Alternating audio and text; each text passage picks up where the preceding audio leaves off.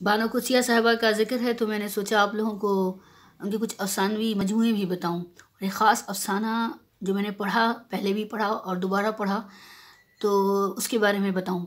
बानो कुसिया साहिबा के कई अफ़सानवी मजमूए हैं, नाकाबिले ज़िक्र, दूसरा कदम, सामान वजूद, बाज़गश्त, आतिश ज़ेरपा, उसमें सब मौजूद हैं मेरी अलमारी में। इसके अलावा जो मेरे हाथ में है उसका उन्वान है कुछ और नहीं। ये अफ़सानी मजमूआ है, ये आपको रेख्ता पर मिल जाएगा इसी किताबी सूरत में, और आपको PDF पर भी मिल जाएगा। क्योंकि तारुफ देने का मकसद ये है कि आप पढ़ें ज़रूर उस अफ़साने को।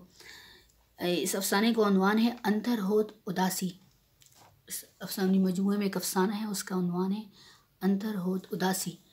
तो जब मैं ये अफ़साना पढ़ रही थी तो मुझे नहीं मालूम कितने लोगों ने पढ़ रखा है और उन्होंने क्या सोचा, लेकिन जब मैं पढ़ रही थी ये अफ़साना तो मेरे जहन में एक नारा गूंजने लगा, जो कई सालों से है इस दुनिया में, वो नारा मौजूद है।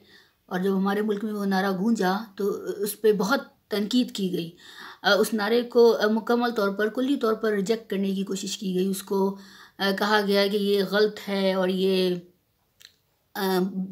ख़राब नारा है। लेकिन जब मैं ये अफ़साना पढ़ रही थी तो मुझे अंदाज़ा हुआ कि बानो कुसिया साहिबा ने उसी नारे की हिमायत में लिखा है एक पोशीदा बयानिया। ये पोशीदा बयानिया, ये उन्होंने अपनी ज़हानत का उन्होंने इस्तेमाल किया है।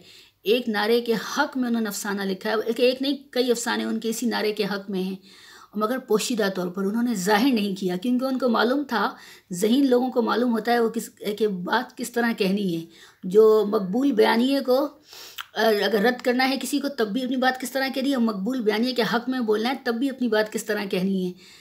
तो नारा चूँकि मकबूल बयानिया नहीं है, नारा रद्द किया गया था, उस वक्त भी रद्द किया गया था, 70 की दुहाई में नारा अभी भी रद्द किया जा रहा है। तो उन्होंने लेकिन पोशीदा तौर पे उन्होंने इस नारे को लिखा है। तो मैं चाहती हूँ ख़वातीन ज़रूर पढ़ें ताकि उनको अंदाज़ा हो कि अपने हक़ में लगाए गए नारे जो ख़वातीन अपने हक़ में लगाती हैं तो वो उनको एक्सप्लेन कैसे किया जाता है और उनको अपनी राह हमवार करने के लिए कैसे इस्तेमाल किया जाता है। तो अदब का एक काम ये भी है। तो उन्होंने ये काम बखूबी अंजाम दिया और बानो कुसिया साहिबा ने, और बहुत अच्छे तरीके से अंजाम दिया है। तो ये नारा कौन सा था, मेरा जिस्म मेरी मर्ज़ी, ये अंतर होत उदासी अफ़साना, उसी नारे को एक्सप्लेन किया गया है और बहुत दिलगीर अफ़साना है। हम लोग शायद किसी को पढ़ के इतना दिलगीर ना लगे, लेकिन ये बहुत दिलगीर अफ़साना है। एक ख़ातून की कहानी है जिनके साथ बचपन से ही ऐसे वाक़यात हो रहे थे जो उनको मालूम ही नहीं था कि वो अच्छे हैं या बुरे हैं। फिर जो किरदार है आखिर में वो यही कह रही है ख़ातून कि उनको तो पता ही नहीं था, उनसे किसी ने पूछा ही नहीं कभी।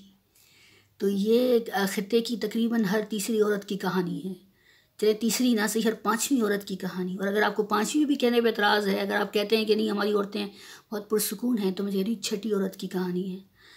तो और क्या कहानी है ये आपको पढ़ के ही मालूम होगा। तो मैं दरख्वास्त है मेरी तमाम ख़वातीन से, बल्कि हज़रात से भी, आप लोग ज़रूर पढ़ें अंतर होत उदासी। उसका नाम है, रिख्ता पर भी आपको मिल जाएगा।